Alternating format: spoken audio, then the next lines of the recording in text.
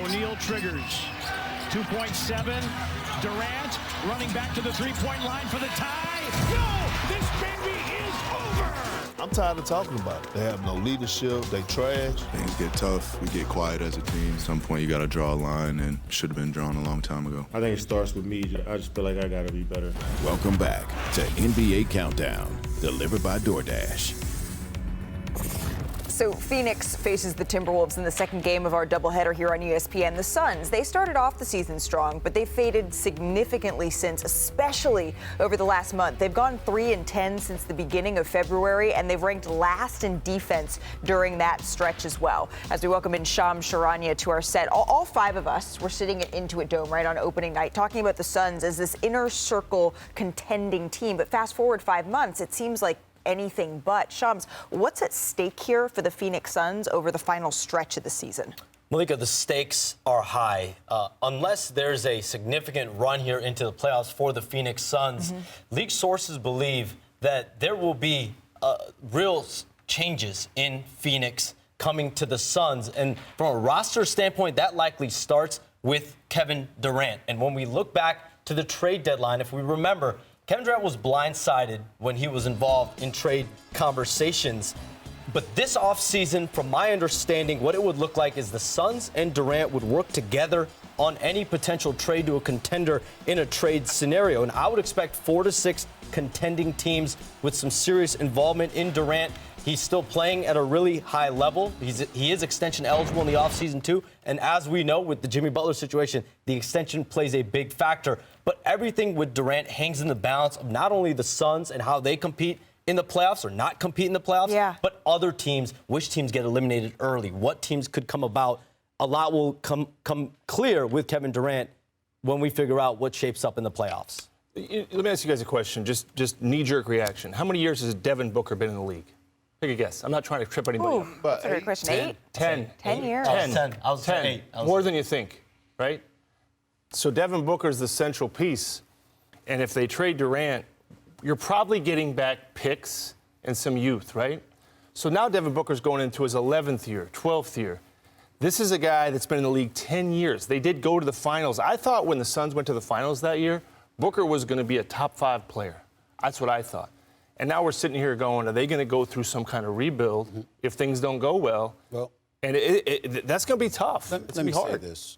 You got to look at Phoenix management, meaning ownership, and some of the moves that they've made, coaching-wise, along with, player movement and what have you. You got to look at that. But here's what I was thinking about. This is where I was going to go when you brought up Devin Booker, because I was going to bring him up. They never think about moving him. Fine. He's 28 years of age. He's averaged at least 25.5 points the last 7 years. I'm wondering when Devin Booker's going to ask out. At some point in time, when you're playing for an organization and they don't seem to really have a hold on what it takes to really get to the next step, and you've been around for 10 years. I know they got to the finals a few years ago against Milwaukee. But at some point in time, I've wondered about that. Has anybody else wondered? No, I haven't, and I won't wonder about it because they actually had success with Devin Booker as their franchise guy. Okay, now let's get back to the Kevin Durant part because go ahead. I just wanted to make sure, Shams, is that do we know everything we know about that? Devin Booker is he's been really committed to Phoenix. Yeah. And any trade that the Suns would make with Kevin Durant, that would be to retool, as of right now, around Devin Booker and figure out how can they stay competitive around him. But I'm in no way implying that the Phoenix Suns are looking to do such a thing. No, sure. I'm not I saying think what you're saying is how patient will he be? How patient? Let me ask you guys this. What are they missing, Perk? Because when they did go to the finals, it was with Chris Paul and DeAndre Ayton and Bridges and Cam Johnson, right? And then you have Kevin Durant and Bradley Beal. They're missing leadership, Malika. They're missing leadership. And here's the bigger question. If you're a team that's actually looking to trade for Kevin Durant and you're trying to win a championship, do you actually want to trade for him? I've never seen a player that downplays winning the championship more than Kevin Durant. And it's out there. It's out there. I will say, Perk, there were at least a handful of teams that made real offers. Hold on. But you have to think about it for a second. The Phoenix Suns, they leveraged their entire future to go out and get Kevin Durant. Cam Johnson, Mikal Bridges. And how many picks? 4 first-round picks. 4 first-round picks to get 4 put in this swaps. position right here. So if you're the Houston Rockets, right, that was one of the teams. If you're the Minnesota Timberwolves, do you really leverage your entire future and handicap your organization to bring in a Kevin Durant, not really knowing how committed or how dangerous you could be as a title contender? I have an easy answer to that question. If you're the Oklahoma City Thunder, you damn right you do it. Let me tell you why. They can't even use all the damn assets they've acquired. You understand? You can give away 4 or 5 first-round picks and still have a boatload of picks if you are the Oklahoma City Thunder. And if you're talking, listen, I understand. Listen, I'm the one that Kevin Durant came at because I talked about his leadership. I know what a superstar player he is, but he obviously is devoid of that leadership element, right? But there is no question he can fit into any system. There's no question he is not a downgrade. He's not a minus. He is an additive. He is a plus. And when you look at the other pieces that they have in Oklahoma City and the assets that they could send elsewhere without compromising what you have in place, there is no question. And by the way, Sam Presti, I'm going to say it again. 17 years as an executive in the NBA, never has won a championship. And if there's somebody that should be saying, I need to win this, it would be him. Okay. I hear what you're saying, and I know you've gone down Durant's road on leadership, and that's okay.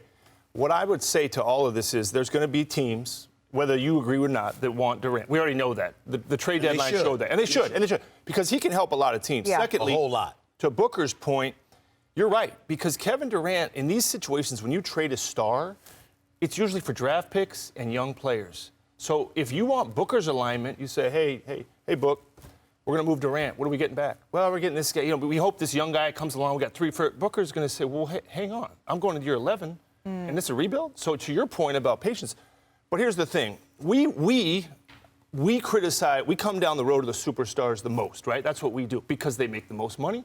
And just like when you watch a movie, the star of the show gets the most criticism or praise, right? One thing I think we do miss out on is we have to know what a star does and doesn't do, right? You have to look at a star and say, he's great at this, and this. He needs help here. Sure. And I don't think when we blame the superstar, like Phoenix's problems, you might say, Durant, I don't think you're saying this. There's a lot of things going on there, right? It's not Kevin Durant. I don't think you said that.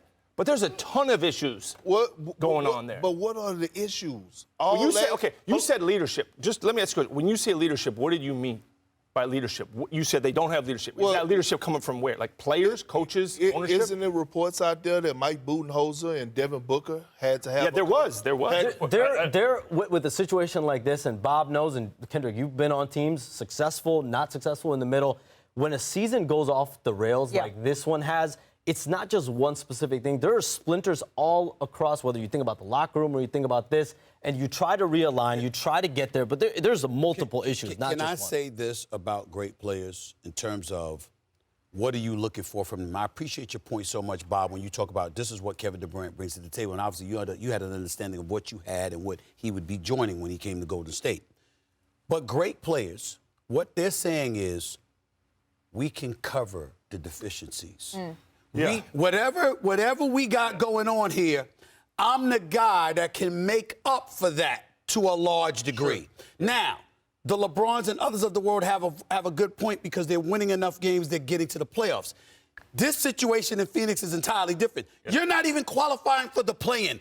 That's not supposed to happen. Not with him and Devin Booker on the same team. There's a reason why they wanted Jimmy Butler so bad. It's the alpha. It's the leadership. It's when I come in that room, I'm a dominant alpha personality. Okay. Listen, let me remind y'all, I shared a locker room with Kevin Durant. I went to the NBA Finals with Kevin Durant.